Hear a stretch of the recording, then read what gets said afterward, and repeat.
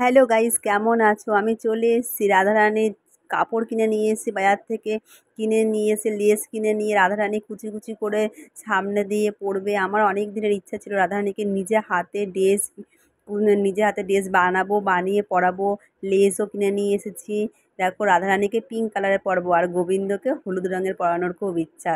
আর হলুদ রঙের পাঞ্জাবি মানে ধুতি পরাবো। ধুতিটা পরিয়ে খুব অনেক দিনের ইচ্ছে ছিল ধুতি পরাবো। আর রাধারানী গোবিন্দকে যখন আমি তুলসী পাতা দিই নবগ্রহ পাঠ করে, তাই তুলসী পাতাগুলো যেন পায়ে দেখতে পাই, বা ঘুম থেকে উঠে কৃষ্ণ আর রাধারানীর চরণ যেন আমি দেখতে পাই, ওর জন্য এরকমভাবে ধুতি পরাবো। অনেক দিনের ইচ্ছা আছে।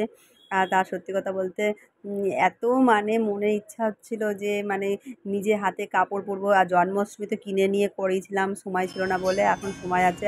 এই যে তার পরের দিন চলেও এসেছি। সকাল হয়ে গেছে, ঘুমটা অনেক সকালেই ভেঙে গেছে। 12টার মধ্যে যেহেতু ভোগ দিতে হবে, স্নান করে নিলাম। মধু ঘি দিয়ে দুধ দিয়ে স্নান করে নিলাম রাধারানীকে ভালো করে। কি আনন্দ হচ্ছে! আজকে জন্মাষ্টমী চলে গিয়ে এবার রাধা অষ্টমী হচ্ছে বলে এই যে তাল পুরুলি সব মেখে রেখেছি, পায়েস আর রাইস।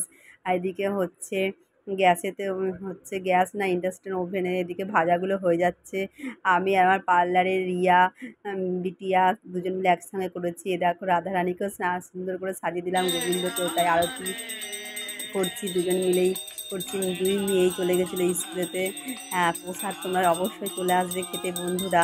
কেমন হয়েছে আমার ভিডিওটা অবশ্যই বলবে। আমার গোপালকেও নিয়ে এসেছিলাম, গোপুসোনা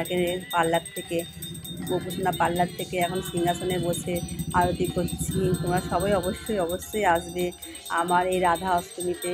তোমাদের কেমন লাগছে বলো। আর প্রসাদ আমি বানিয়েছি, দিয়ে পাঠিয়ে দেবো। Bye, good bye.